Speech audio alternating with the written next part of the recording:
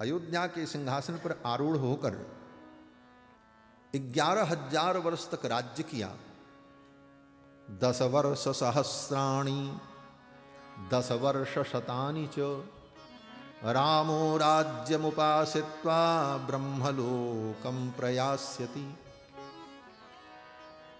11,000 वर्ष तक राम जी ने अयोध्या के सिंहासन पर आरूढ़ होकर प्रजा का पालन किया और राम जी के राज्य में कभी किसी को किसी भी प्रकार का दुख नहीं हुआ। किसी पिता को अपने पुत्र के मरण का दुख नहीं हुआ। राम जी के राज्य में 11,000 वर्ष तक कभी ऐसा नहीं हुआ कि कोई पिता अपने पुत्र के अंतिम संस्कार में सम्मिलित हो, क्योंकि यह महान दुख है। पिता अपने पुत्र के अंतिम संस्कार में सम्मिलित हो, कितनी वेदना होगी। भगवान श्री राम के राज्य में कभी किसी पिता को अपने पुत्र के मरण को नहीं देखना पड़ा। न पुत्र मरणम केचित् द्रक्ष्यन्ति पुरुषाः क्वचित् नार्यश्चा विधवा नित्यम भविष्यन्ति पतिव्रताः। भगवान श्री राम के राज्य में 11,000 वर्ष तक कोई नारी कभी विधवा नहीं हुई। राम जी के राज्य के पहले हुई। राम जी सिंहासन पर बैठे उसके पहले, बोले उसके पहले तो माताएं ही वैधव्य को प्राप्त हो गईं, माँ कौशल्या, माँ केकई, माँ सुमित्रा। लेकिन राम जी के सिंहासन पर बैठने के बाद नार्यश्चा विधवा नित्यम भविष्यन्ति पतिव्रताः। राम जी के राज्य काल में कभी कोई नारी विधवा नहीं। और राम जी के राज्य में किसी को कभी कोई रोग नहीं हुआ। नापि ज्वर कृतम तथा। महर्षि वाल्मीकि कहते हैं राम जी के राज्य में 11,000 वर्ष तक किसी को बुखार भी नहीं हुआ महाराज, फीवर भी नहीं आया। और बीमारी तो छोड़ दो, यही राम राज्य का वैशिष्ट्य है। आज भी हम राम राज्य की परिकल्पना करते हैं। ऐसा राज्य जिस राज्य में न कोई दुख हो, न कोई पीड़ा हो, न कोई बीमारी हो, न कोई समस्या हो, ऐसा राज्य।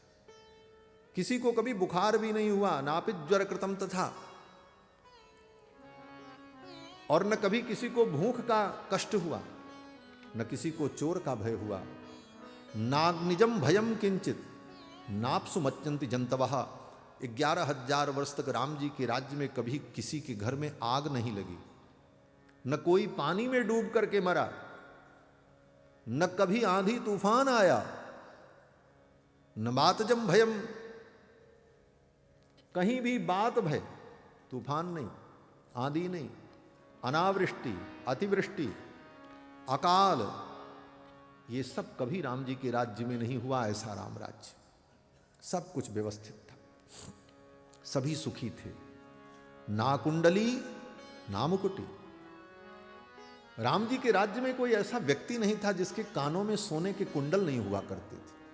अर्थात सब सुंदर सुसज्जित और सर्वगुण संपन्न। राम जी के राज्य में बड़े बड़े सब वेद के विद्वान थे, सभी अग्निहोत्र करते थे। ये सब कैसे संभव हुआ? आज के समय में इन बातों को कहा जाए तो लोग कहेंगे महाराज ये तो कोई कल्पना, ऐसा कैसे हो सकता है, किसी को कभी बुखार नहीं हुआ। प्राकृतिक आपदाएं तो अपने आप आती हैं, इसको कोई रोक नहीं सकता। राम जी ने कैसे रोक लिया? आज का विज्ञान, बड़े बड़े वैज्ञानिक संयंत्र बना लो, इतना आप कर सकते हो कि पूर्वानुमान लगा सकते हो कि आज के 3 दिन बाद तूफान आएगा, लेकिन रोक नहीं सकते। अनुमान लगा सकते हैं आप, कुछ सावधानी बरत सकते हैं, लेकिन उसको रोक नहीं सकते। राम जी के राज्य में कौन सा विज्ञान था? ऐसा सुंदर राज्य जहां कोई दुख नहीं, कोई पीड़ा नहीं, कोई प्राकृतिक आपदा नहीं। तो कहते हैं एक विज्ञान था जिस विज्ञान का नाम है धर्म विज्ञान। धर्म विज्ञान के द्वारा सब कुछ नियंत्रित था, वो धर्म विज्ञान। क्यों बोले? धर्म से ही सब कुछ संचालित होता है। धर्मेण धार्यते प्रजा। धर्म ही सारी प्रजा को धारण करती है और धर्म ही सबका नियामक है। सुख दुख का नियामक कौन है? बोले धर्म है, वस्तु नहीं। हम वस्तु को सुख दुख का कारण मानते हैं, लेकिन सुख दुख का कारण धर्म और अधर्म है। धर्म से सुख और अधर्म से दुख। किसी व्यक्ति को संग्रहणी रोग हुआ हो तो उसको दही पिला दो, वो दही उसके लिए सुखदायक हो जाएगा। और जिसको बुखार लगा हो उसको दही पिला दो तो महाराज टाइफाइड हो जाएगा, मर जाएगा आदमी। वस्तु वही है। अगर दही में सुख होता तो दही सबको सुख देता, एक को सुख दिया एक को दुख दिया। तो वस्तु सुख दुख का कारण नहीं है, अपितु सुख दुख का अनुभव करने वाला जो जीवात्मा है उसके पाप और पुण्य सुख दुख के कारण है। ये सिद्धांत है। धर्माधर्म, धर्म और अधर्म सुख दुख का मूल है। जिस राष्ट्र में संपूर्ण रूप से धर्म का पालन होगा उस राष्ट्र में कभी किसी भी प्रकार की कोई आपदा आएगी ही नहीं। न आंधी आएगा, न तूफान आएगा, न अकाल होगा, न किसी को दुख होगा, सभी प्रसन्न होंगे। इस विज्ञान को भगवान श्री राम ने स्थापित किया। पहले से यह विज्ञान था, क्योंकि धर्म तो अनादि है। राम धर्म के प्रवर्तक नहीं है, धर्म तो पहले से था। इसीलिए राम जी को, भगवान श्री कृष्ण को हमारे यहां धर्म का प्रवर्तक नहीं माना। दुनिया के सभी पंथों में उनके धर्म प्रवर्तक हैं, हमारे यहां धर्म प्रवर्तक नहीं है, धर्म संवर्धक है। धर्म का संवर्धन करने के लिए समय समय पर भगवान को आना पड़ा। तो भगवान श्री राम ने उस धर्म विज्ञान को समझा और उस धर्म विज्ञान के बल पर संपूर्ण व्यवस्थाएं की। और वो धर्म विज्ञान क्या है? बोले वह वेदोक्त धर्म है। वेद जो कहता वही धर्म है। और धर्म दो होता ही नहीं है, धर्म तो एक ही होता है। और वो धर्म क्या है? बोले वेदोक्त धर्म। वेद जो कहता है वही धर्म। वेद प्रणहितो धर्मो ह्यधर्मस्तद विपर्ययः। श्रीमद् भागवत जी में अजामिलोपाख्यान में वेदव्यास जी महाराज कहते हैं, यमराज के दूत कह रहे हैं वेद प्रणहितो धर्मो। धर्म क्या है? बोले वेद के द्वारा जो प्रतिपाद्य है वो धर्म है, और वेदों के द्वारा जो निषिद्ध है वही अधर्म है। वेदो खिलो धर्म मूलम। वेद ही धर्म का मूल है। और वो वेद जिन जिन कर्तव्यों का वर्णन करता है, उन कर्तव्यों का वर्णन करने के पहले उनके अधिकारी का निरूपण करता है। इसके अधिकारी कौन है? इसीलिए महर्षि कात्यायन ने अपने स्रौत सूत्र में जब धर्म का वर्णन प्रारंभ किया तो कहते हैं अथातोधिकारः। ये पहला सूत्र ही है। अथातोधिकारः, अधिकार किसका है? और अधिकार का निर्णय करने के लिए ही सनातन धर्म की एक व्यवस्था है, जिस व्यवस्था का नाम वर्णाश्रम धर्म है। और इस वर्णाश्रम धर्म का ही पालन प्रजा के द्वारा राम जी ने कराया। वाल्मीकि जी कहते हैं कि चातुर्वर्ण्यम च लोकेस्मिन् स्वे स्वे धर्मे नियोक्ष्यति। 11,000 वर्ष तक राम जी ने चातुर्वर्ण्यम च लोकेस्मिन् स्वे स्वे धर्मे नियोक्ष्यति। राम जी ने चारों वर्णों के लोगों को उनके उनके धर्म में लगाया और लोग अपने अपने धर्म का पालन करते थे। इसलिए सब लोग सुखी थे, सबको सुख था।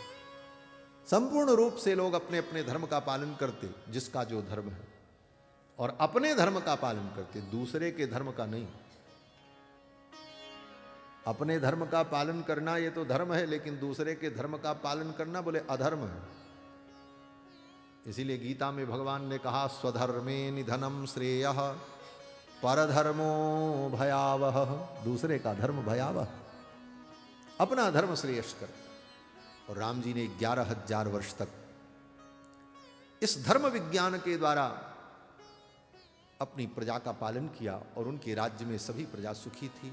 यही राम राज्य का वैशिष्ट्य है। आज भी हम राम राज्य की परिकल्पना करते हैं, लेकिन राम राज्य का जो मूल मंत्र है उस मूल मंत्र पर ध्यान नहीं देते। इसीलिए राम राज्य की परिकल्पना साकार नहीं हो पाती। राम राज्य की परिकल्पना को साकार करने के लिए राम राज्य का जो मूल मंत्र धर्म विज्ञान है, उस धर्म विज्ञान को समझना होगा और अपने अपने वर्ण धर्म के अनुकूल स्वधर्म का पालन करते हुए सभी लोग सुख और शांति का अनुभव करते हैं। यही रामायण का उद्देश्य। ये रामायण वेदावतार अब मूल रामायण के अंतिम श्लोक में 100वें श्लोक में देवर्षि नारद कहते हैं कि ये जो रामायण वेदावतार है ये सबके लिए है। जैसे भगवान जब तक अवतार नहीं लिए थे तब तक सबके लिए नहीं थे। विचार करना, भगवान जब तक अवतरित नहीं हुए तब तक सबके लिए नहीं थे। किसके लिए थे? कौन उनको जान पाता था? बोले जो संपूर्ण वेदों का अध्ययन करके, कर्म का अधिगम करके, फिर कर्म का पालन करके, फिर कर्म से प्राप्त फल को नाशवान समझ करके, तब ब्रह्म विद्या में प्रवृत्त होकर ब्रह्म विद्या को समझकर ब्रह्म तत्व को जाने और तब जानने के बाद भगवान का अनुभव करें। ये इतना लंबा प्रोसीजर था भगवान तक पहुंचने के लिए।